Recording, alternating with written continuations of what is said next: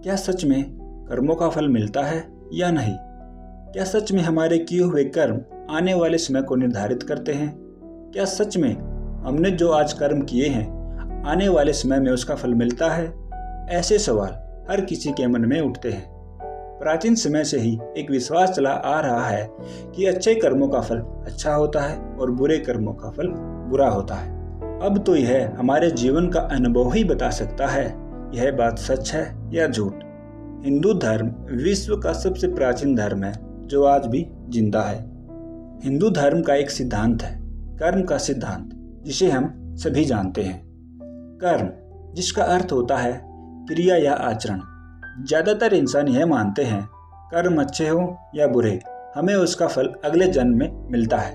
क्या यह सच है?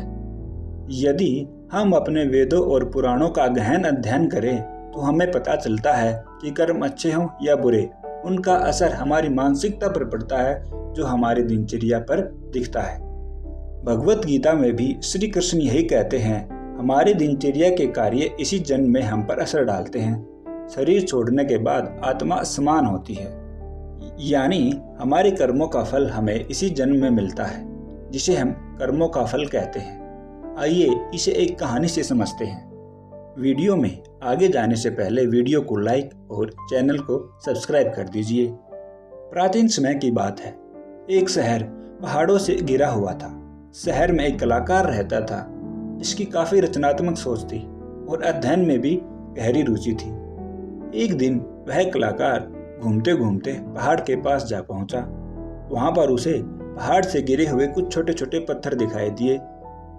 तो उसके मन में विचार आया, क्यों न इन पत्थरों से देवी देवताओं की मूर्ति बनाई जाए। तो वह वहां से कुछ पत्थर उठा लाया और उनको तराश कर सुंदर सुंदर मूर्तियां बनाने लगा। उसकी बनाई हुई मूर्तियां सच में बहुत सुंदर होती थी। धीरे धीरे उसका नाम पूरे शहर में फैल गया। उसकी बनाई हुई मूर्तियों को खरीदने के लिए बहुत सारे लोग आने लगे, जिससे उसके पास बहुत सारा पैसा हो गया।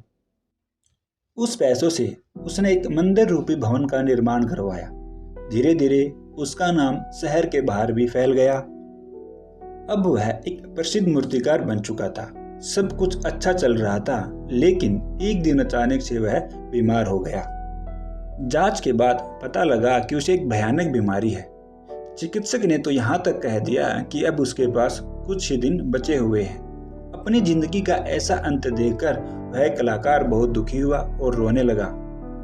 अब अक्सर वह भगवान को ताने देता और कहता, मैंने पूरी जिंदगी आपकी सेवा में लगा दी, तुम्हारा इतना प्रचार किया और बदले में तुमने मुझे यह फल दिया, यह तो सरासर अन्याय है।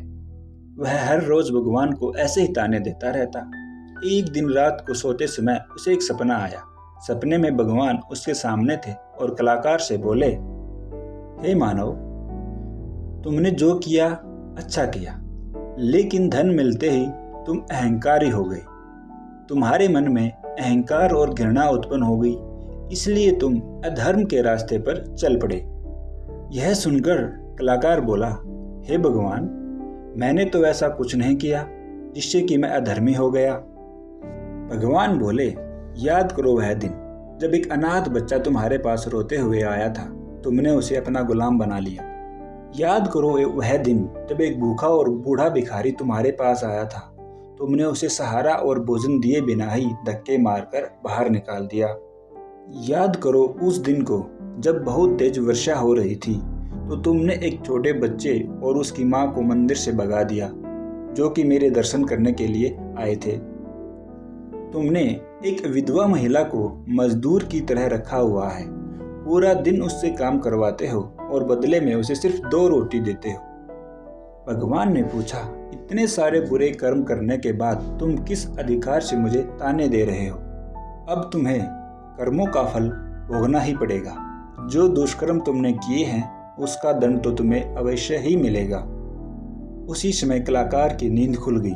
अब उसकी आंखें भी खुल चुकी थी।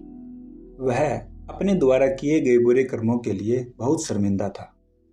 दोस्तों, यह कहानी हमें अच्छी सीख देती है। हम जैसा कर्म करते हैं उसका फल हमें किसी न किसी रूप में जरूर मिलता है। अब वह अच्छा फल होगा या बुरा, वह हमारे कर्मों पर निर्भर करता है। एक बहुत अच्छी कहावत है, आप सब ने जरूर सुनी होगी, जैसा बोओगे वैसा काटोगे। इसलिए हमेशा अच्छे कर्म ही करने चाहिए और निस्वार्थ भाव से दूसरों की मदद करनी चाहिए। भगवत गीता में भी कहा गया है, कर्म करो, फल की इच्छा मत करो। इसलिए हमेशा दूसरों की मदद करो, निस्वार्थ भाव से काम करते रहो।